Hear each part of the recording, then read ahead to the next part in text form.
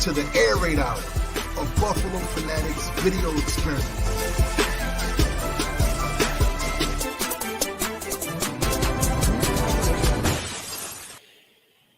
Ladies and gentlemen, welcome into the Air Raid Hour, a special 4th of July weekend edition of the Air Raid Hour. I am one of your hosts tonight, Tilt Money, David Tilton, and I'm joined by, what would we call you, Jeff? Buffalo Fanatics utility man? Like, what are you? I don't know. I mean, you could go with a utility player, but that's more of a baseball reference. I'd like to think of myself more as a Duke Williams and just a hopeful. I got you on that one. You got me. You got me on that. Randy Hardman would have appreciated that. He was pushing Duke Williams hard as a troll last week. But we've got some people piling in. That's fine. Utility man, but I think you're more than that. I am the pregame host. I'm the Buffalo Fanatics pregame tailgate host. Yeah, so you're more than a utility man, I would say. Would you say you're you're an in-season talent mostly? I don't even know what I would say, because now you are in the middle of summer. Question for the chat section. Who's a guy who shows up in the season but couldn't care less about OTAs and the draft and all of that stuff, putting in the work? Off the top of my head, like, I think Jason Peters comes to mind. He didn't want to be in Buffalo, but he showed up for the Eagles. I'm the third string kicker. People were calling me a wimp during the season. I feel like there's got to be something that's a little more complimentary towards you. Steve, like, first of all, he's in the comment section. Like, where is he? Why is he not here tonight? Although I'm not going to get into that. He's back. I think this is his last absence. He will be back for our next show next Monday, a week from today. But Carlton and I are on Thursday. Yep, Jeff and Carlton on Thursday to round out the week. Judge's Jeff Lander's bodysuit looks great. Yes. So if you don't get the joke, you got to go look on Twitter. Just go look at Judge's Twitter handle. You'll get it. It's a Men in Black reference to the bodysuit. So, yeah, it does. It looks good. I think I do look good. In the BF family chat on Twitter, the thread that we have, the message going. We had some people who couldn't believe that I had shaved. I'm like, I didn't shave. I just trimmed it. I haven't taken a razor to my face in 3 years. So just trim down, trying to represent Judge here and look good. I have not taken a straight blade razor to my face in over a decade. I have not been clean shaven all the way down in over a decade. Anyway, in the chat, we had a bunch of people in here early tonight. Corey Buffalo, John Herring, Don Keith, Trek Reviewer, Chris Janke, Robbie's in the house from Let's Talk 716, Chris S. Jeff Green is back. Haven't seen him in a while. Good to see him back. The Donate, Bobby is in the house. And I will say this too. I think John Herring's still working on that, trying to get that date with Dawn. She is a tough one to crack there. He's still working on it though. And we've got a fun show tonight. It's going to be more of a fun, sort of lighthearted show. Chris says Jeff Landers is the practice squad wide receiver that started at QB last year when all their QBs got COVID. Maybe you could be the college quarterback turn tight end, where you were like, okay, I'm okay, but I'm not going to cut it as a quarterback. The Dawson Knox. Yeah, or like the Logan Thomas of the world. Was it Logan Thomas who came into the Colts game to throw that pass down the sideline in the snow? I think so. Yeah, I think so. Elliott's in the house, and a few others. So tonight's going to be fun. We're presented, of course, by Symbol, symbol.app/fanatics. Get your $10 deposit bonus over there. They are firing right now. They just released what they called their ISO, their initial share offering on the college football shares. That went off really well. Apparently, it was a record. They had a record day of trading the day they released that. So things are looking up there, and they're getting a lot of people interested in buying shares across the board, not just in the NFL, but in other sports too. And now they got the college football. So it's getting big over there at Symbol. And so I'm hoping, everyone can go over there, get their $10 deposit bonus using the code Fanatics and check that out. So Jeff, tonight it's going to be a little bit more of a Judge. The honeymoon period must have ended for Judge and his wife, because now he's got 2 comments in here. He didn't comment on Thursday at all for us. So Judge, is the honeymoon already over? Or are they getting ready to go to dinner and he's done and he's waiting for her to finish getting ready? Maybe that's it. I don't want to talk about another man being done, but I mean, let him confirm. Maybe if we get another comment out of him, then we'll know for sure. He says this one is for Don's comments. Power rank these newlyweds by looks. Judge from Money Mitch. All right. Right off the bat, I'm going Judge number 1 because I have to. You are not married to him. You should be going Money Mitch Trubisky. It's actually reverse order, I think, of what he listed. You're just going to go Mitch from and then Judge. I told you, man. He said, I'm ready to leave and she's not. Do I know?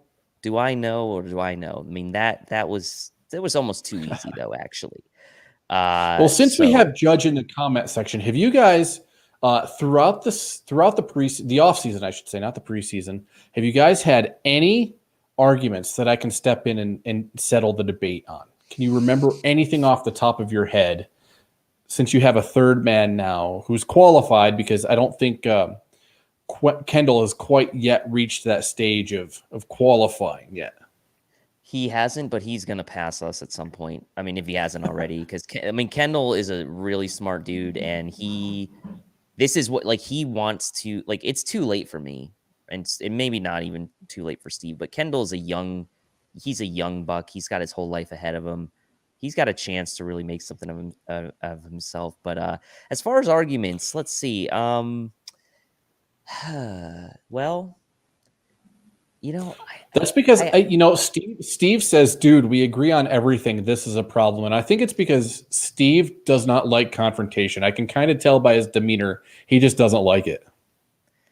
Excuse me. Don't think? Tilt doesn't like it. Yeah. I get Steve and Tilt mixed up all the time. Tilt does not like confrontation.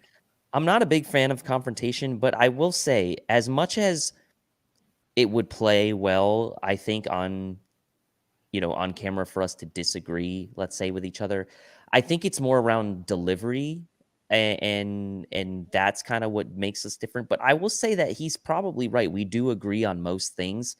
I think Steve will tend to, and this is not a knock, he's very much like, he'll shoot from the hip, say whatever he's thinking, and he's usually right. And I'll take a different approach and come to the same conclusion. So ultimately, we're usually both on the same page.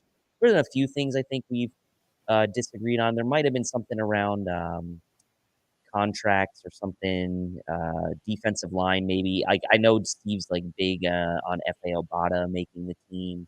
I don't know if he's changed his stance on that. I'm like, man, where are we getting the extra roster spot for 10 defensive linemen? That's got to be the debate right there. It's not whether F.A. Obata can make the team. It's where do we find the space? Yeah, and that ends up being the discussion we route to, right? Is where do we take away from other positions? Do we take a guy like Reggie Gilliam off the team? Do we only keep 2 active quarterbacks? Do we take a tight end off the team? So, yeah, I mean, we do kind of agree on most things. It is. I will say this though, the way we do it is he phrases it in the form of a question to kind of see what my answer would be, and then he will either like agree or disagree. So it's not necessarily that he says it's not a Skip and Shannon situation. It's not a Skip and Shannon. I would say maybe we give the appearance that we agree on everything, but I think it's more of we have a good understanding of each other than anything. I think.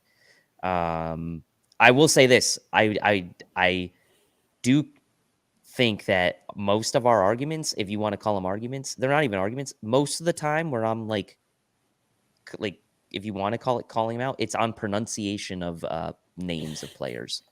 And Randy can back me up. He's in the comment section. Steve is notorious for mispronouncing players' names. And I'm not trying to call them out, but he knows this as a fact. Like, he knows it. So that's maybe Well, where I'll Steve jump comes in with the comment. As draft day, I was team Tryon and he was team Asante. And you know what? That's great for you because I hate draft prep. I'm gonna let the cards fall where Brandon Bean places them. And okay, this is what we're rolling with. We'll see how it works 3 years down the road. Like just total process mindset. I don't have to know every little detail about a quarter of an inch on this guy's wingspan. Like it drives me absolutely nuts how some people will say, well, his height is a half an inch too small. It drives me absolutely insane. Mm-hmm. I will say in our draft prep, we don't really get into that level of nitpicking. We focus more on the traits and sort of what the players, offer. Scheme fits. We do a lot of analysis on whether they be scheme fits for the Bills, that type of stuff. But anyway, so tonight is going to be fun. We've got really kind of, I would say, 2 main segments, and then we're going to do a Q&A at the end. So first segment we're going to go through, we're going to do a little Christmas in July is kind of the theme of the show. Jeff Flanders was team traded for Trevor. He hates JA-17. He's wearing that jersey, ironically. Well, we don't know because I'm Jeff glad you can spell ironically. What was I saying? Christmas in July. We are going to talk about some of the best Bills gifts we've received or given. We want to hear from you as well in the comments section, some of the best Bills gifts you've received or given. And then we're going to do a little a gift giving ourselves in the sense of, Jeff, why don't you talk about the segment idea you had? Because I thought it was a really good idea and as it pertains to the team. Well, just, gifts that we could give the team or we want to receive from the team. You have at Christmas time, you have your stocking stuffers. These are the little fun things that, go in the stocking, or they're chocolates. They're the little gifts, but they really add up. And then you have your underwear gifts because every kid gets underwear at Christmas. It's the necessity of the gift. You need this and we're going to buy it for you. That's what we're going to give you. And then there's the big one. What is the big gift you're going to get? I remember probably the best gift I ever got was 1996 was a Nintendo 64, and it was amazing. And that's just the big one. What's the big gift we would either want to give the team or get from the team this year? And I think everybody in the chat section knows what the big gift is that we want to get from the team this year. But that's kind of Christmas in July. I mean, most stores around the country are going to start doing Christmas in July sales to try to capture that money before back to school starts. And don't even start talking about back to school because it's only July. Chris Janke says, so underwear is the long snapper. Maybe. Underwear? Yeah. Okay, so if I start thinking about some of the best gifts I've received, Bills gifts I've received, I would say one of the best gifts I've received was my friend who is not a Bills fan, mind you. And keep in mind, I live in North Carolina, so it's been years since I lived in New York. I was like 12, 13 years old when I moved to North Carolina. So this was in 2007, 8-ish. It was the year the Pats were going on that undefeated season. My friend has family that lives in Buffalo. He's a Giants fan. His family are Bills fans. He got me a ticket to Bills Giants that season at the end of the year. Paid for my flight. Him and I went up, paid for my ticket, got to stay with it. It didn't cost me a dime. And it what was year awesome. Did you say that was? It must have been like 2008 or whatever it was. Whatever. It was 2007 because yes, I was a season ticket holder that year, and that was. So that would have been about Christmas time, right? The Saturday before Christmas. We were playing the Giants, and I think it was week 16 or week 7. It was near the very end of the season, like you said. Probably 15. I'm thinking 15. Yeah, and the snow was insane that game. And the wind was blowing sideways, if you remember. Where were you sitting in that game? Because I was there. Honestly, I was in the upper deck. I don't remember. It was on. If I was behind the Giants or behind the Bills. Yes, I was behind the Giants. I was behind the Giants. So when I was looking down at the field, the teams were only scoring going to, I think it was to the right, to my right. Yeah, it was a terrible weather game. I was at that game, and so what I tell people is I was really mad that the Bills lost that game. Me too. But in hindsight, it was the game that got the Giants into the playoffs, because if the Giants hadn't won that game, they would have been eliminated. Right. And then the Giants go on that run to win the Super Bowl over the Patriots. So it was kind of a give and take. All right, Bills didn't do crap that year because it was Dick Duran under center. And the fact that it was the worst weather game that AK Cash has ever gone to, me too, because I remember pulling into the parking lots. I was at home on break from school. So it was a 3-hour drive because, I went to St. Bonaventure. That's only an hour drive to the stadium. 3-hour drive from central New York. Get into the parking lots at 9 a.m. It starts raining at like 11 o'clock. Mm-hmm. And so we're soaked for 2 hours. And then at kickoff, the temperature just starts dropping. And it turns to snow and cold. And so you're just frozen. And then the Bills were winning like something like 17-7. And then they just crapped the bed because they switched sides. Half. Well, they were winning going into the fourth quarter, and then they had to switch sides. And then the direction that the Giants were going in the fourth quarter was the only direction anyone scored on. So you knew like the Bills were basically just going to have to force them to score less than 10 points in that quarter, because you knew the Bills weren't going to score again. And they obviously didn't. And I believe Bradshaw had like a huge touchdown run late in that game, like a big long touchdown run. But I wouldn't trade the experience for anything, because I can say I was at that game and it was a horrible weather game, and people had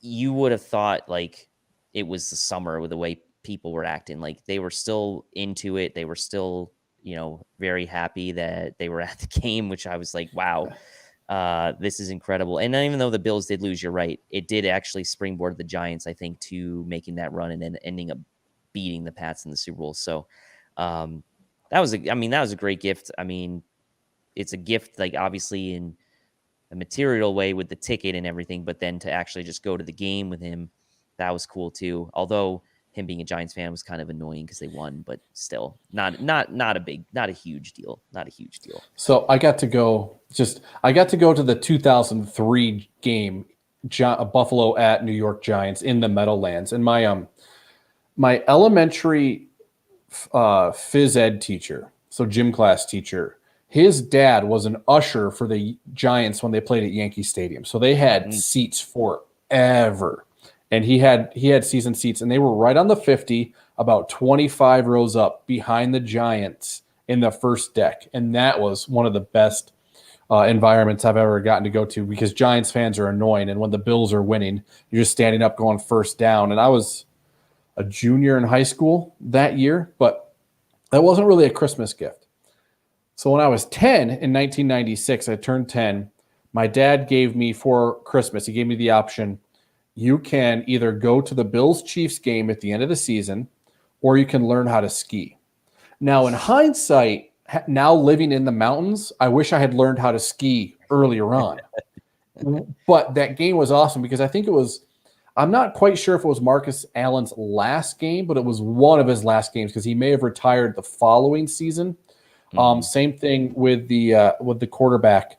And I'm thinking Namath, but that's not it. Montana played for the Chiefs at the time. And what it ended up being was it was late in the season, and the winner of the Bills-Chiefs game got to go to the playoffs in 96. And the Bills ended up winning that game over the Chiefs. So that was a pretty good Christmas present. But I also got a Doug Flutie blue jersey when I was 12.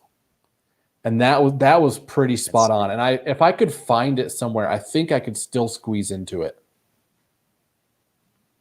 A Doug Flutie jersey at that, you're talking about like that 96 to 2000 sort of little mini. The Pumas. It was a Puma. Wow. Adam Nanini, former editor-in-chief of Fanatics, would like that. He's got he might have that same jersey, actually. He's got a Doug Flutie Puma jersey that he rocks all the time. faded, whatever. It doesn't matter. It's his lucky jersey, and that's pretty sweet. I mean that's tough because like in one hand you're like, well, I think you made the right call, right? Because you could always learn how to ski. Yep. You can only go to that particular game one time. So I think you made the right call. Oh God. Randy is roasting you a little bit. This show needs some That's all right. Look, we're talking about some of the It favorite is gifts. it is the most dead point of the offseason. What are we supposed to talk about? Like I said on Thursday night show, we can only talk about the third string left tackle so many times before people start to lose their minds. So, Well, let me ask you this: you're not draft prep guy. You're not. No. Are you at all into training camp? Do you follow training camp? Love training camp. Love the position battles. But that's just because it's lead into the bigger picture for the season. Right. I love the big picture, the process for the players. There's a process for the front office that I just, if I were in it, I'd probably love it, but I'm on the outside. So watching other people do film study is just not my cup of tea. So, yeah, big picture process, and then I had actually, it wasn't a Christmas gift, but this is one of the best Bills gifts I've ever gotten. When my wife and I first started dating, she's not a big crafts person, but she did do a big crafts project for my birthday that year, and what it was she put together a fence and she painted it white and drew it's probably maybe 4x4, so it's a good size. She painted it white and painted a big red B and then half of an eye on it, and she said it's supposed to be artistic for you having taken the piece of fence as memorabilia from the stadium. And I've actually told people that story. Oh yeah, I just took that off the fence of the gas station that's right next to the stadium. And they believe me because they were out here in Idaho and he's a Pittsburgh Steelers fan and doesn't really know the difference of there's not really this type of fence anywhere near the stadium. So it was artistic. It's in our living room right now, kind of behind the couches and off to the side. But that was a pretty cool gift. And I didn't really understand the half of the Bills. I thought, well, why wouldn't you just put the full logo on it? Like at the time, being 25, not really understanding my wife at the time, but that was a pretty good gift I got as well. I've got a pretty good gift right here. This is something new that the bosses just gave me. Ooh, that is fire. A little handmade wooden, I guess you would call it picture, but it's all a wooden, logo, custom logo. And Pierre had this made and sent one to me and Steve. So that's a recent gift, not a Christmas gift, but a really nice gesture nonetheless. And I that means a lot to me that they, I didn't ask for it. They went ahead and just sent it. So maybe they realized or appreciated the fact that Steve and I had done like 100 shows in less than a year. That might have something to do with it. But in all seriousness, though, it's awesome, and I appreciated that. Pierre's what about the you? Best, man. Yeah, he says, "Oh, he's in the comment section now. He's been lurking in the comment section." He's a good boss because he's lurking and he comes out to say good things in public. That's what good bosses do. Yeah, he's great. Comment section. What about you? Best gifts you've received doesn't necessarily have to be Christmas gifts, but best Bills gifts you've received. Maybe best gifts you've given that really made someone's day or holiday or whatever. I will say like that those tickets were probably the best one, but I've gotten a couple jerseys here and there. I've gotten some really cool gear here and there, but that was probably the best for me.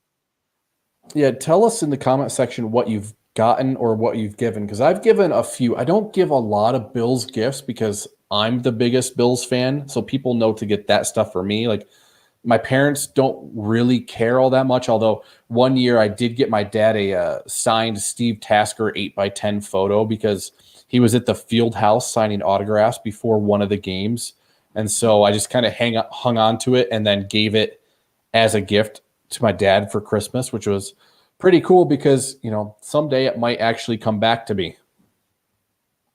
This is great. Someone bought John some dirt from Bill's Stadium. I also bought myself from Buffalo Turf Company a slice of the old turf, the blue turf. So I got like the end zone turf, which is pretty cool. Got to figure out what to do with it. It's kind of an awkward piece of memorabilia, I guess, to have because it's really hard to figure out. How big is it? It's not that big. It's maybe like 2 by 2, 2 feet by 2 feet. It's a square. It's not that big. It's something that you'd want to you can't really hang it vertically is the problem because the turf pieces kind of will fall out a little bit. Yeah. So you almost have to display it flat somehow. I got to figure out a way to do it. Here's a great one from Elliot. My Bills starter jacket from my aunt when I was 12. I was so cool. And I love a good starter jacket. The shark jacket. tooth in the 1994, I think it was the 93 or 94. They had those shark tooth hats with the starter jackets was, prime early 90s design. I wish I could get one of those starter jackets. The 90s, I mean, I wasn't very old in the 90s, but I think the 90s is one of my favorite decades, man. Honestly, it really is. At least as far as from me being alive, I love the starter jacket. When I was a kid, I got the Charlotte Hornets starter jacket because I just love that team with Alonzo and Grandmama and Muggsy Bogues and the colors. It was so loud, it was so obnoxious, but it was sweet, man. I loved those things. If I had gotten a Mighty Ducks starter jacket, I would never have taken it off because I loved that movie and tried so hard so many times to stay up late at night when the team was on ESPN, the 10 o'clock start East Coast time, and I would never make it 5 minutes into the first period before falling asleep. That was some brutal times, just trying to hang on and watch the game. It was Steve Levy on the broadcast doing, I don't want to say field reporting, but he was rinkside in the tunnel, and Ducks do fly together. Loved the movie, tried to love the team, but could barely ever watch them. If I had a starter jacket like that, that'd be money. Yeah. Side note on the Mighty Ducks, I actually watched that new series, The Game Changers on Disney Plus. It wasn't bad. Yeah. It wasn't bad. It wasn't bad, and there's definitely a divide of being a kid and adult watching it, because I think I watched my 5-year-old daughter watch it, and she got really into it. And I having watched so much TV over my life, I can tell you kind of how it was going to play out. My wife and I were kind of making bets and taking guesses on it, and it was about how it played out that first season. But my 5-year-old daughter just was in awe, the team that, they actually won the big game. Could have told you that first episode. Exactly. Here's a great one from Chris. He says, I got my dad a Thurman Thomas autographed hat. That is pretty sweet. Now that, Chris, let me ask you, does he wear it, or is that something that's in behind glass? Because that would be something I probably wouldn't even take out of the house. But that's just me.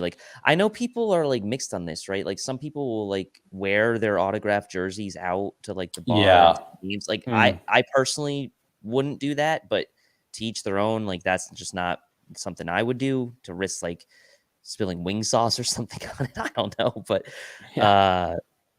yeah. Chris, let us know. Does he wear it out, or is that something that he keeps in a special place? So anyway. Hold on. I got one. Okay, let's see it. Hold on, I gotta do something. So, it actually made me think of this, but that 2003 Giants game I went to. I actually, before the game and during warmups, I was standing near the tunnel that the Bills walked into, and London Fletcher threw up a pair of his gloves, and I caught one of them. So I have London Fletcher's gloves somewhere, but that wasn't a gift. However, these were a gift. If I Oh, could do it correctly. Those are sweet. These come straight out of the Bills locker room. Got the Nike. I had when I was at the TV station here in Idaho Falls, I had an intern and I helped him do his senior project.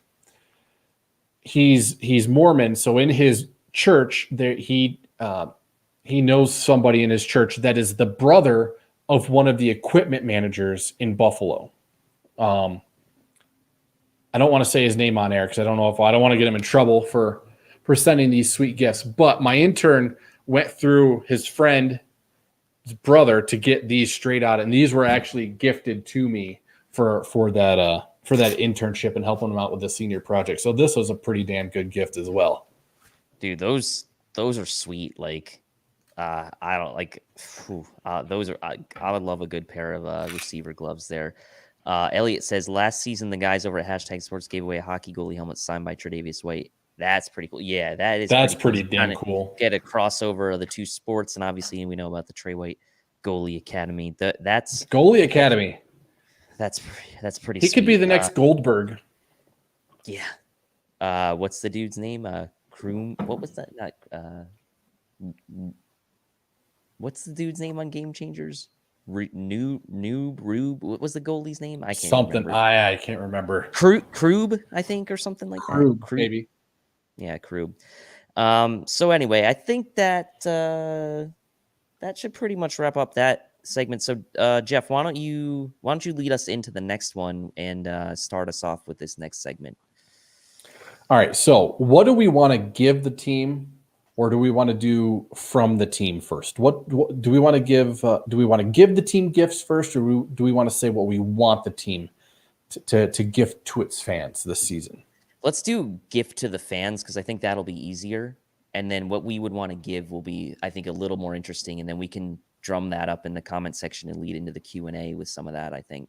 Okay, so the gifts from the team. Again, we want to do the stocking stuffers. We're going to lead into, you got to open those stocking stuffers first, then get to the essentials, the underwear gift that no one really wants. And I did see that comment on underwear in a remote earlier, you bad people in the comment section. And then the big one.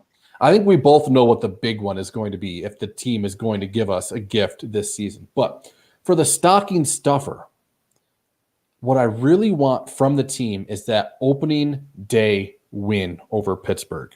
Because I think having played Pittsburgh at night late in the season the last 2 years, I want to see him come out and just hammer, because they always say that there's that element of surprise on opening day where you don't know what's going to happen. And I think the Bills just come out on the gas pedal and wipe the floor with the Steelers would be an amazing type of stocking stuffer gift to the fan. Here's what's coming for the rest of this season. Yeah, that's a great one. I think for me, a little stocking stuffer I'd love heading into the start of the season is I want there to be not a single player on that injury list come week one. I want us to get through camp very mechanically, no crazy injuries. I want the guys who are maybe nursing some things right now, who are maybe not 100%. Take your time. Come back when you're ready. Like Zach Moss, we know that he's been battling back from that ankle injury still, and he's had some reps, but I want the team to be healthy heading into week one. I want us to be able to put our best foot for best team obviously out on the field to open the season. And I think that given the fact that there are so many same players on this team from a year ago, I wouldn't be opposed to, let's say during the preseason, if Josh doesn't play at all. Like, considering there's only 3 preseason games, I don't need to see him. I honestly don't. Like, and if they want to play him for a series or 2, fine. But for me, a nice little stocking stuffer would be to go into week one, team's fully healthy. Well, that's a really good one. Yeah, because my dad always said during the 90s, the starters would go in, play one series, they might score a touchdown, and then Marv pulled them right out of there. There's no need for Josh to be playing in the preseason unless you're just sending him through the routine, get him into it, let them take a couple snaps, hand it off, and then yank them on out of there so that they're definitely healthy. That's a very good one. Tilt, why don't you give me your essential gift? What is the essential gift that you would like to see the team give to the fans this year? The essential gift that the team needs to give to the fans this year is that offensive line. It's not a sexy receiver. It's not like the flashy skill position, but that offensive line, essential to obviously protecting Josh. But we want to see that offensive line get a little bit of a mean streak, and we want to see that consistency and the continuity with ideally with Cody Ford there at left guard, obviously Feliciano back at right guard. The returning lineup, right? It's not necessarily a returning lineup that because they didn't play together last year, but the returning players were all on the team from last year. So to me, the essentials, right? The underwear gift, whatever. It's not flashy. It's not something that you really are too excited to talk about necessarily. Some people are. If you have some cool underwear, great. But that offensive line, man, I think is going to be the essentials gift here for the team to give us this year. I mean, am I going to go and say they're all going to start together all 16 games? I mean, that's a tall order, but at least give me some improved line play up front on that offensive line. I want to see us run the ball more effectively. I want to see a little bit of a mean streak come back, and I want to see some consistency on that offensive line. Give me that as the essentials. I think your essential gift will lead into my essential gift because now that it's been done once, it's almost expected now. We need to sweep the division. I want that as our essential gift. If you're going to say you're going to play with the big boys in the AFC playoffs and try to get to the Super Bowl, start with the division. Make that a consistent habit. Okay, Mom, you want to give me that essential gift every year and it's underwear? Fine, I'll take it. I know what to expect. Give me the sweep of the division. I will take Miami in week 2 and 8, New York in 10 and 18, and the Patriots in 13 and 16. Give me all 6 of those victories as the Bills tried to become the first team to ever go 17-0. I'm not saying it's going to happen, but they're going to try. That is for sure. I need to sweep the division. That is absolutely essential. And Dawn kind of builds on that, right? If you sweep the division, her essential gift is 2021 AFC East champs. Big East Super Bowl, and we're going to get to that in a second. But yeah, I think you could make the case now that division champs could be an essential gift. It's not a stocking stuffer for sure, right? It's something that, and it's not the big one either.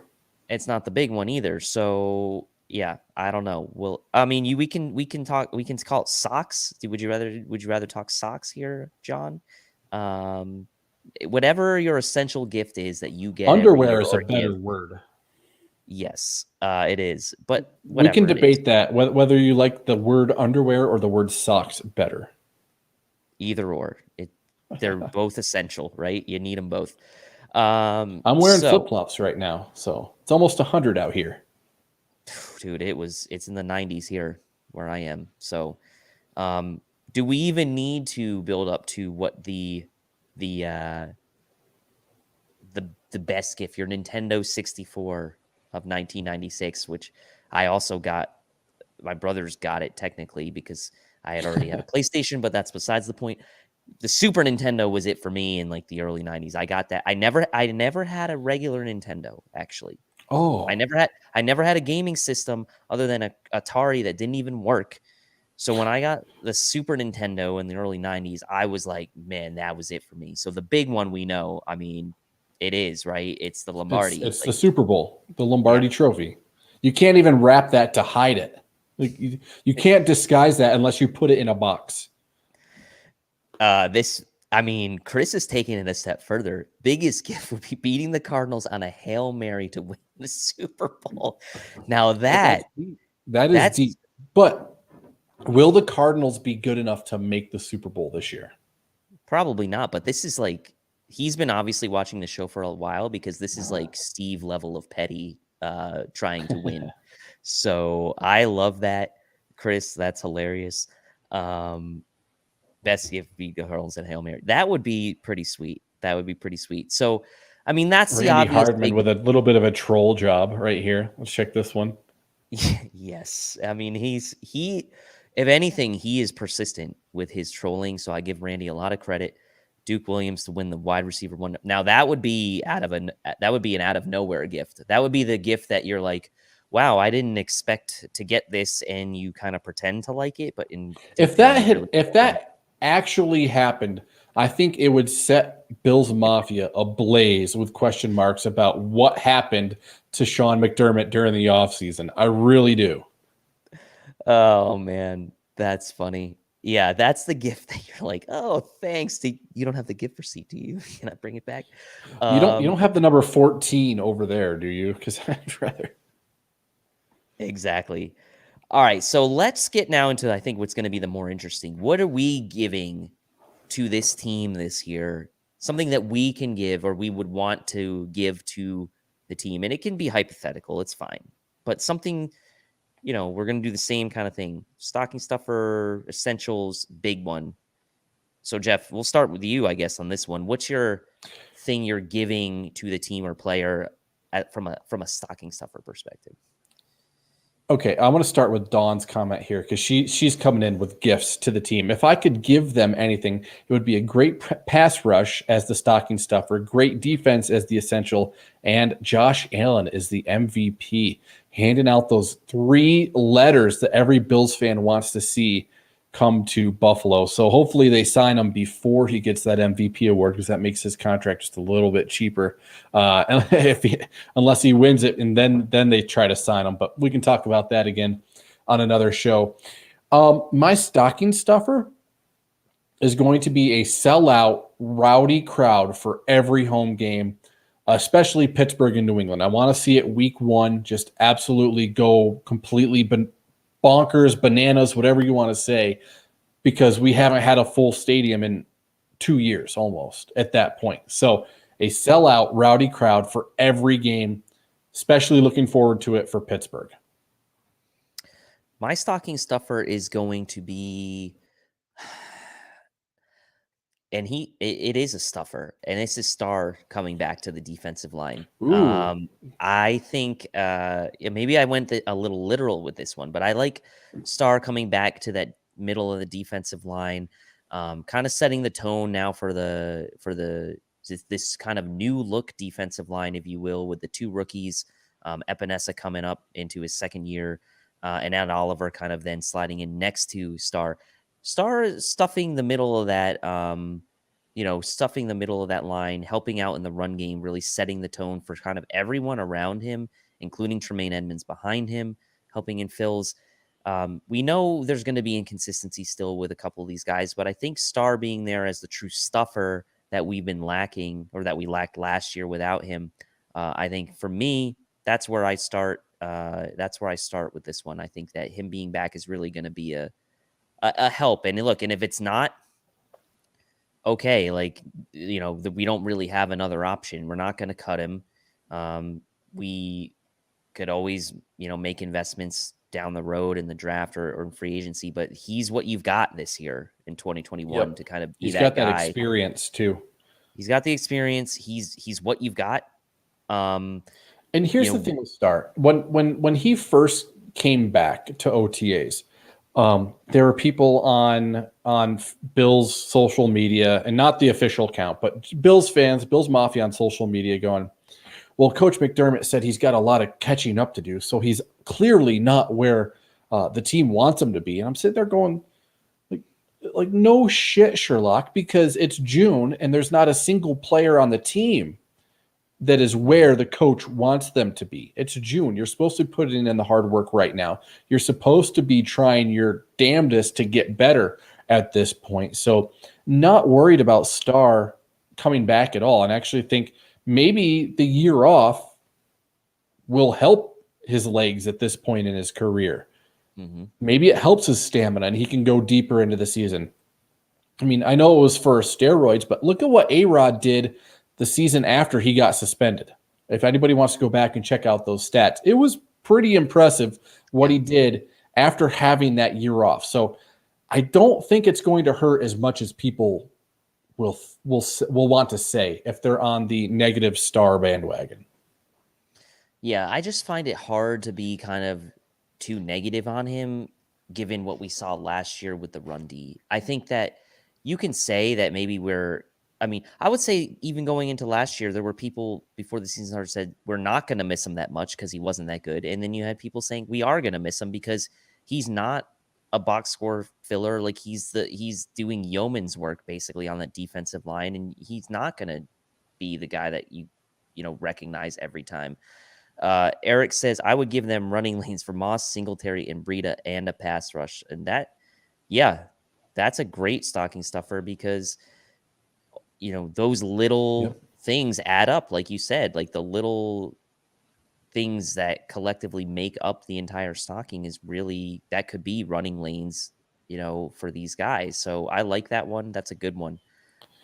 This David Kane made a comment about the Sabres in 4, and it just made me think an essential gift for the Bills organization might actually be the Pegulas selling the Sabres. However, you might not want the Pegulas to concentrate on 100% of the Bills. If there's going to be a dumpster fire, let it be over at the KeyBank Center and not in Orchard Park. Correct. Yeah. I honestly think just let the football operations people do as much with the Bills as you can let them, and let them worry about whatever they need to do with the Sabres. Like the less I think they touch and worry and meddle with the Bills, the better. I have a ton of respect for the Pegulas. I think, what they did obviously for the team and keeping them here, that needs to be set to the side and looked at independently, but don't turn into, and they haven't, right? They haven't turned into that meddling owner, the meddling owners yet. And I don't think they will for the Bills just because they know how good they have it. Not as long as Bean and McDermott are there. As long as Bean or McDermott are there, I think they understand, the Pegulas understand that the team is in good hands. They did a lot of housekeeping and trash cleaning up after what the organization had turned into when Mr. Wilson wasn't able to fully run the operation anymore. We know the infighting and the backstabbing among the front office, that Russ Brandon culture that was brought about by Mr. Wilson just basically not being able to say no to things. And credit to the Pegulas for cleaning up the organization because it was not in a good state. Yeah, definitely. Now, I think you have an interesting one here for the essentials. What's an essential gift that you want to give to the team or a player this year? So it's not my gift, but I noticed something on the schedule that the NFL did give. It's an essential gift, and it's that extra rest. Okay.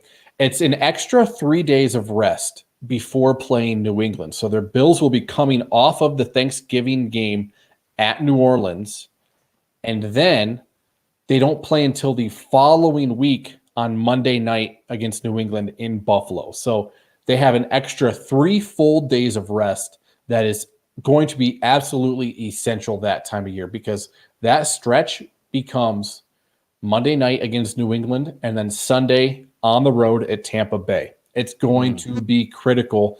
And so my gift would be that turkey leg. Give them the turkey leg on Thanksgiving, beating down Taysom Hill and the Saints. I do actually hope he gets to start for the Saints because I know his high school coach very well, having covered Highland High School football for 7 years. So just that extra 3 days of rest is going to be critical come that stretch, because your bye week is week 7. You don't really have a tough stretch coming off the bye with Miami. Jacksonville might be better. I've heard some speculation that people think that Jacksonville could make a run at the playoffs because they think Tennessee is going to fall off and that Indianapolis will not be what it's expected to be with Carson Wentz, and then forget about Houston. So Jacksonville's kind of this wild card. We don't know what to expect with Pittsburgh either this year. I mean, let's be real. Yeah. They could fall off a cliff. We don't know. Well, and hopefully they fall off the cliff week 1 as well. So that extra 3 days of rest is what I'm getting at before you face Bill Belichick and then Tom Brady, 2 of the GOATs in this game. So That's going to be huge. If I could have an essential gift that I could wave my magic wand on the team and solve a problem for them, an essential problem and one that we didn't have last year, and that would be I'd find a magic wand and wave it on either Marcus Stevenson or Isaiah McKenzie and say, one of you guys is going to be awesome at doing both kick and punt returns for this team this year. And we only need to use one roster spot for our kick returner and punt returner. We had Andre Roberts the last couple of years. People bag, not people, in here necessarily, but there's a handful out there who were not Andre Roberts supporters, didn't realize, in my opinion, how good we had it with him as a returner doing both kicks and punts. I don't really care that he didn't give you much in the receiver room because one, you didn't need him to, and two, if you did, then you had bigger problems, right? Than you needed to worry about. But my magic wand on the essentials here is like either Marquez Stevenson shows awesomely in camp as a kick and punt returner. We know he did kick returns a bunch in college, not so much in punts. And Isaiah McKenzie, he's had some experience doing both in the NFL, not a ton, but he's had some. And, we obviously saw what he did in week 17 last year, made that nice touchdown on the punt return. So I'd love to wave my magic wand and make this be one guy doing both, and they'd be really good at it. I think it's hard to root for just one because one is that underdog. Bills fans can relate with Isaiah McKenzie, who's coming back. That's good. Yeah. Marquez Kenzie. But just Isaiah McKenzie coming back from what he did, coming from the situation that he did growing up in Miami, it's hard not to root for that guy. And I think it would be super hard to see him get cut in favor of Marquez Stevenson. Just because I think Bills fans can identify with him so well. But Chris Janke, again, he's always on fire in the comments section. He had this one. How about productive pass rush from Basham and Russo as a gift? That's a gift that will last a long, long time. And who knows, maybe by Christmas, those two guys are not only just in the rotation regularly, but they're heavy rotation. That, you're resting up your Jerry Hughes and your Mario Addison for the playoffs, and those guys are just bringing the heat as rookies. That would be big time if we could get production this season out of them. Totally. Now, this is one that I had a hard time thinking about. Like, what would be a huge gift for me to give to the team? Like, I can't give them a Super Bowl, right? That's something they would give to us. So what would I give to the team? Huge gift that I would give to the team. And some people said it was an essential. Some people said it was a stocking stuffer. But for me, this is the huge gift that I would give the team, and that's health all season long. The Bills have had really good luck overall with health the last few years. We know they have the great facilities. I think that especially now with the extra game, and we expect the Bills to go deep into the playoffs. I mean, you're talking about 20 plus games potentially that this team's playing. And I think for me to really go through that marathon and come to the end of the season and know that you've got a legitimate chance to win that Super Bowl, which is the gift we want them to give us. My gift to them would be, by and large, fully healthy team, as much as, you can call it that in the NFL. For the entire season. And that's what I would give them as my gift, a big gift, honestly, for the whole season. Okay, so for my big gift, I'm going to need that magic wand you got there, Dave, because here you go. Oh, no, here you go. Yeah. There you go. Yeah, got it. My big gift is going to be no infighting among Bills Mafia and the Bills reporters. So good luck, man. We definitely need that magic wand for this one, because I think if we all could make that environment just smooth sailing for McDermott and the players, you don't have to answer the stupid questions during the press conferences. That are drummed up basically by the fans, and the reporters are basically representatives of the fans. So they're asking, what there's no such thing as a stupid question. I shouldn't say stupid questions, but there are stupid people who ask questions. So just make it smooth sailing for the team. Let them have that environment that just grows goodwill for the team. Just no infighting among the fans that bleeds into the locker room. That would be my big gift to the team. That would be a gift. So no Zach Ertz questions. Exactly, Chris Janke. No vaccine questions, no Zach Ertz questions. Well, I will say this, going along those same lines, people who watch our show, they're very loyal. They're here every week, 2 days a week watching the show. People that also know that I'm on Twitter, that's probably my main social media platform that I use. I've been a little absent lately. And part of it is because I just see so much negativity on there, man. And it's just like, it turns me off. I don't want to be on. I don't want to be on there. There's a lot of good that social media, the Bills social media, especially family, like Bills Mafia on social media has done a lot of good, but there's also so much bad, like so much negativity. And I said this on the last show with, I did with Kendall and Chris Janke was on. Like, my thing is, like, I'm not the negative guy. Like, I want to stay away from that as much as possible. I don't thrive on that. I don't like it. Like you said earlier, like, I'm not the confrontational one. Like, I don't like it. And so when I see so much of that, it turns me off, and I don't participate as much, which, I mean, some people probably don't care. I mean, that's fine, but there's a reason for that too. And so that magic wand, I'd love to see some more,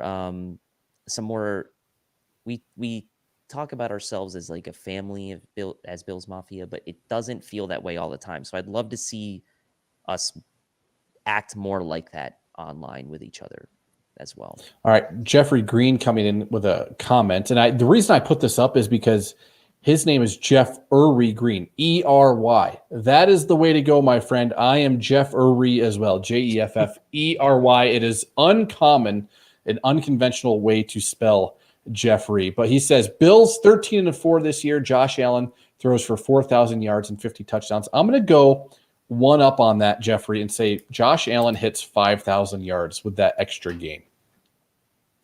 Well, how about this question then? Well, since we're going to get into the Q&A now, 4,000 yards, 50 touchdowns, 5,000 yards, 40 touchdowns. Like, either or. I mean, you're talking about an MVP season, right? So whether he hits 5,000 yards, whether he hits 50, like, these are truly aspirational type numbers. Now, in 17 games, it's not impossible. And obviously we saw what he did last year.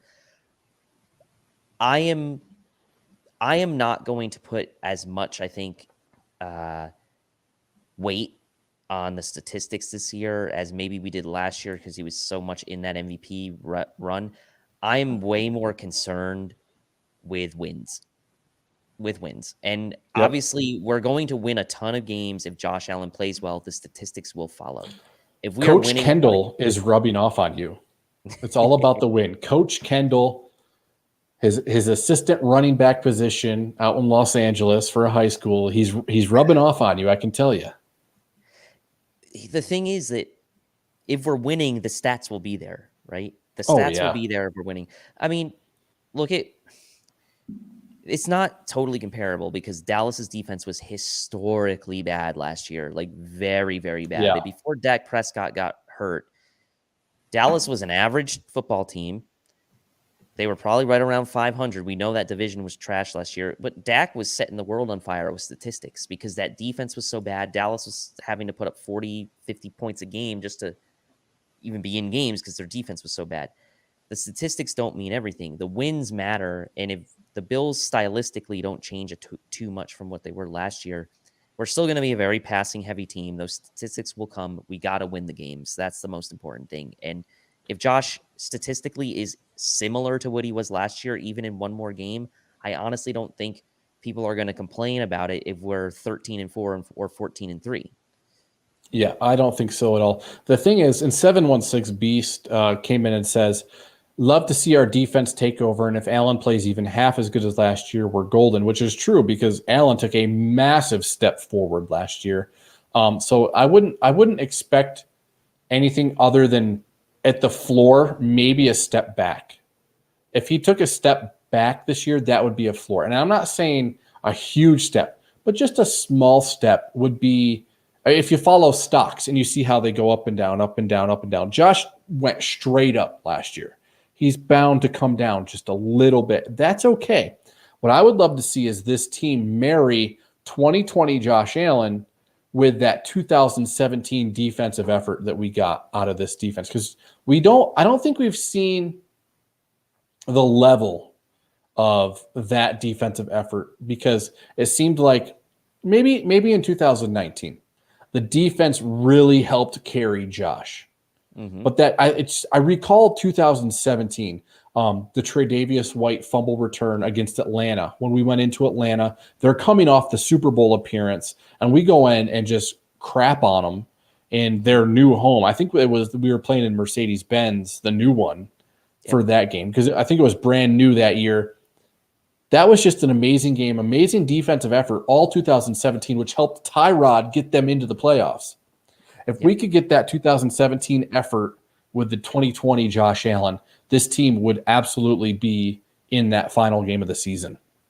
And here's the thing, when you start looking at the roster, the way the roster is currently constructed right now, personnel-wise and also financially, like you could have the perfect storm of them being both an elite offense and an elite defense, which honestly you don't see too often in the NFL because of the way contracts are and the way like the quarterbacks get paid. It's usually like, maybe you have a high priced quarterback and then maybe you invest a ton in the defense, but you don't have great offensive player or whatever combination. You rarely see like elite defense and elite offense the same year from the same team. And so that's why a team like Tampa Bay last year, who, their defense was very good against the run throughout the year. They weren't great against the pass, but they really put it together in the playoffs and especially in the Super Bowl. That got it done for them and they won the Super Bowl. So it's totally possible for the Bills to mirror that in a way, in the sense that they can get back to having maybe not, it doesn't even need to be a top 3 defense. If they're a top 5 to 7 defensive unit and they continue with the offense that they had, then they're going to be, they should be one of the Super Bowl favorites in that case. Y came in with a comment, and I totally agree with you there, Tilt, but I might bet the house on Bills over 10.5 wins. They're trying to get that total up. I highly do not recommend that, because the moment you do is the moment Josh pulls a Big Ben and gets in a motorcycle accident, and then you're like, shit. So don't do that, because that only brings karma on. Please do not do that. But the way you're talking about the roster, is there a weakness on this roster? Not maybe with just one specific position, but because I don't think there's any group that's weak overall. And they say you're only as strong as your weakest player. So I can't say the defensive backfield, because cornerback 2 is very strong, whether it's Dane Jackson or Levi Wallace. And we've heard all about that, but where is the weakness? Is it tight ends? Mm-hmm. Which we're not going to use very much. Yeah. And that gets back to the, not debate I've had with Pierre, but the kind of conversation I had with him on tight ends in this team. It's like, is it that we don't use the tight end because or is it that we don't invest, let's say, into the tight end position so much because our offense just doesn't really need to utilize it? Or do we purposely go away from the tight end because of the personnel we have? I don't think we really know, except for the fact that we know the last couple of years, the Bills really haven't made, I'll say, huge investments into the position. Yes, they drafted Dawson Knox in the 3rd round, but they've signed guys like Tyler Kroft and Hollister. To me, it seems like although tight end matters to them, they're not ready to break the bank. And we've seen this with the art stuff. We're going to come back to it. Bean's not budging, right? He's got an asking price most likely, and he's not budging from it because he's saying look, this is a luxury for us. I think if we get this right, it's not a must have. Yeah. So because it's a luxury, I'm not going to pay up for it. I'm going to stick to my guns and my price, and that's it. I do think corner is a weakness because, and defensive tackle is also a potential weakness. I think someone made that comment because the knock-on effect, if something were to happen to Trey to the rest of the position group, then you have a major issue. Whereas I think in other That is position an groups, if though. But if it is an if if. you look at it, if you look at it as of right now, what it stands, is it a weakness? Without the if. It's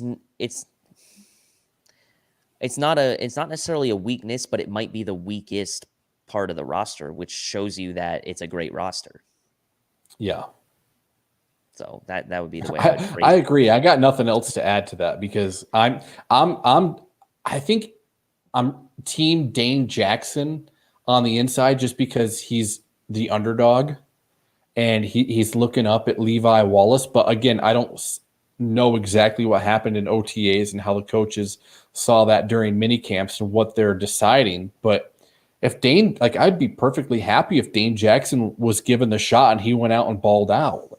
Levi Wallace comes in for a couple reps here and there for either Trey or Dane when they need a breather. Like, yeah, John Herring comes in, definitely team Jackson.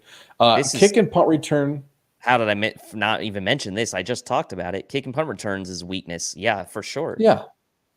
That could be the biggest weakness, honestly, with how good we had it with Andre Roberts last year. I mean, who knows how good this is going to, like, this could be a serious weakness for this team this year. Okay, Chris Janke again, fire. Dane Jackson is the shiny new toy under the Christmas tree. That might be Marquez Stevenson as far as kick and punt return go. He's shiny, he's new. The coaches might really want to give him a shot to see if he can prove himself in the preseason. For you Christmas movie fans out there, is Dane Jackson the Turbo Man doll that they get from the sketchy warehouse, or is he the legitimate Turbo Man doll that he gets at the end of the movie? And I'm talking about Jingle All the Way, for all those who don't know that reference. My point is, we don't know that he's going to be great. We want him to, but he could be cheaply made. We don't know. He could fall apart in two days of playing with him. Like we don't know. We want him to be good because it's the unknown. Athletically, he has a ceiling that's maybe slightly higher than Levi Wallace. Levi Wallace has started 35 games for this team over the last 3 years. He's fended off some competition, not great competition over the last couple of years. Dane Jackson, I'm team Dane, just for the record. I do want Dane to win the job, but I also think that maybe we are putting him on too high of a pedestal right now. Oh, yeah. I could agree with that because it's that extrinsic value of time, and we hope to see out of him what we want. It's almost like that projecting onto a girl. Oh, she's so pretty. I'm projecting onto you exactly what I want out of a girlfriend, right? Mm-hmm. Yeah. You can kind of see that with there's a few of our players on our roster like that. But you brought up Christmas movies, and that made me think of a Bills meme out there that came out last Christmas time.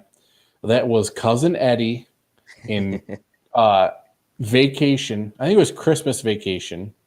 And Cousin Eddie is standing in the background as Clark is opening the Wine of the Month Club or whatever Jelly it is. of the Month? Oh, yeah. Jelly of the Month Club. Jelly of the Month Club. That's the gift that keeps on giving all year long there, Clark. And the meme, they turned it into meme and they put a sideways cap on Cousin Eddie and they put Bill Belichick's face on Clark and said, "Hey, Bill, top 10 draft pick. That's the gift that keeps on giving year round." Just lost it. Just absolutely lost it. And that made me think, who is our Cousin Eddie? Is there somebody out there? Maybe it's on the roster or in the front office. I can't see it. I know Brandon Beane made the joke of being Cousin Eddie last year on that video. Do you have a viewer you might want to call out a little bit, or somebody in your Twitter feed since you haven't been there? Who is Cousin Eddie? Is it me? Because I'm like sitting here with the beer burps on our podcast. Well, like, think about what Cousin Eddie is. He's a nice guy. He's got a big heart, but he's kind of a moocher as well. He's kind of an idiot. A little lack of self-awareness, but he's at the end of the day, he's got such a big heart and he saves the day, right? So That's Judge. is it Judge? Is Judge I Cousin don't- Eddie? I don't know. No, I don't don't know. know. I have to think about that. I don't know because like in a way it's insulting, but in another way it's like the best compliment you can give someone. It really is the juxtaposition of both of them. Anyway, so not seeing too many questions left in the chat. If you guys want to throw in any last minute questions, Jeff and I will take them. Otherwise, I think we are just about done for tonight. So, Jeff, what are you? Maybe you don't know yet, but what are you and Carlton cooking up for Thursday? I wish I could tell you, but a chef never tells us secrets. So You're not I will giving have away to the get to. ingredients. Okay. No, I got to get back with Carlton and confirm what we have in store. But Thursday night it will be Carlton and I. You can find him over at, I think it's Life of Carlton off the top of my head. Pretty good follow. Just a awesome Bills fan, has some pretty good takes. Didn't Cousin Eddie burn the house? Cousin Eddie. Well, no, that was the. It was the uncle. tree, wasn't it? It was the turkey and the tree. Uncle Lewis burnt the tree down with his cigar, I believe. His hair caught on fire or something. Yes. Here's a good one. Lamar over Josh Allen. No, we're not getting into that. I've seen. Yeah, that's a good question, actually. What do you guys think of the red helmets coming back? I'm going to say this. Maybe this is the hottest take I've ever had, which is sad. I like the white helmets better. I do. I like the white helmets better. So if you can see over my shoulder, which you can, they have the red helmets all the way through 2010, but they added weird stripes. Mm-hmm. The stripes from what 2002 to 2010. Yeah, when they had that not like, as weird, good, like dark blue, like accent color kind of. So when they had the royal blue, they just had the blue and the white, which was way better. Now somebody did a Photoshop job on Josh Allen wearing what looked like the 98 Puma jerseys. It would have been about that era. And I just think that 98, 99 red helmet, blue jersey was absolutely fire. I mean, like them. I hate when the team goes all white helmet, white jersey, white pants, white socks. I can't stand the stormtrooper look. Cannot stand it. So if they go back to the red helmets, it would make the white on white look better as long as they wear blue socks. But that's just a personal preference. No, I like that though. The red helmet with the white tops, white pants, blue socks. That's a good look.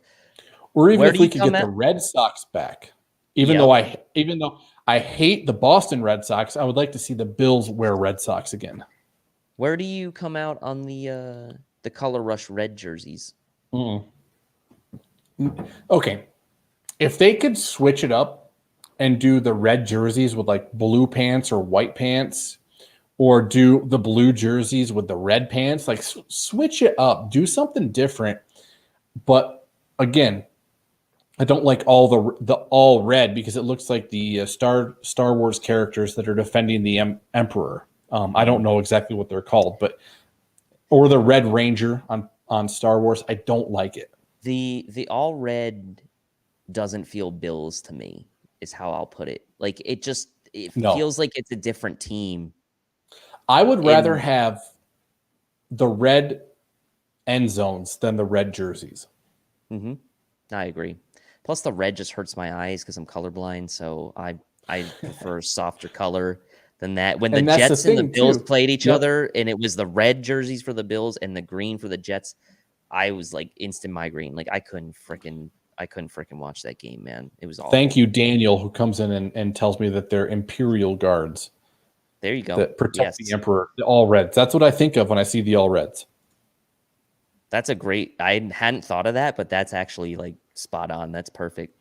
Well, and it was because the reason I think of the all whites that way or the all reds that way is because years ago, when I was covering Boise State. They went to play Georgia in the opener down in the dome in Atlanta, and it was all white Boise State, white helmet, white shirt, white pants, white socks versus all red of Georgia, and it was Stormtrooper versus Power Ranger, the Red Power Ranger. And that's how I think of the all reds now and the all whites is Stormtrooper and Imperial Guards. I mean, yeah, I'm with you. I don't really like the all reds. I definitely, I like the red helmet if we would do that, the blue jersey. And even like you said, the red helmet gives a little bit of an offset color. Even if you're doing the white jersey and white pants, you can kind of get away with it. If I were the Bills owner, like that's the one, two things. If I were the Bills owner, I would, okay, football operations, you do your thing. I'm taking complete control over two things: the jersey combinations and the music in the stadium. Like that would be my two things. Like, I'm sorry, but that techno song that they play when the Bills score immediately after the Bills score a touchdown. I'm not talking about the shout song, but they play like this techno pump up song that they play when the Bills score a touchdown. I would just get rid of that and go something a little more classic on that. It just drives it. I don't know. I just have a thing for sound, and it does not sound good, that techno song. I don't even know what it is, what it's called, but I would just like, it's out. That would be number one thing. That's a subtle, like almost a subtle but very important job that you would have there, and you would either be like praised or you would just get destroyed. Like there's not going to be an in between there. But anyway, I think that's pretty much going to wrap it up for us tonight. I appreciate everyone in the comment section tonight finishing off your 4th of July weekend with us. For those of you who are off today for the holiday, that's awesome. For those of you going back to work or who are back to work already, we appreciate you tuning in, and we hope everyone has a good week ahead.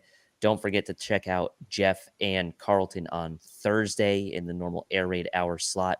Steve and I will be back with Kendall on Monday, a week from today, in our normal slot and our normal crew. And Jeff, I think we're going to try to see if we can get you and Carlton maybe to come, maybe come do a little bit more regular appearances. So we'll keep that in mind. We'll see if we can pull up. Chris had one last question. Does your baby girl have any Bills gear? Not yet, but it's that's going to be her first Christmas present. It's going to be a Bills onesie. It is on the way. Ombre Lob, very, very much appreciated coming in. Ombre Lob, this guy's always in the chats. He's always in here early. Apologies for being late. Good show, boys. We thank you for that. It was fun tonight. I mean, it's not everyone's, it's not everyone's cup of tea or whatever, but I think we had fun for a July show in the middle of summer. Pretty good. We're producing Buffalo Bills content on the 5th of July when training camp is still, 3 weeks away? At least 2.5. Like, come on. We got to have something to talk about. We got to make it creative, and we can talk about underwear all day long. We probably lost about 20 viewers about the fourth time we said underwear, but that's okay. We kept those who were really interested. So for Jeff Landers and for me, David Tilton Till Money, we appreciate you all tonight. And until next time, go Bills. Go Bills.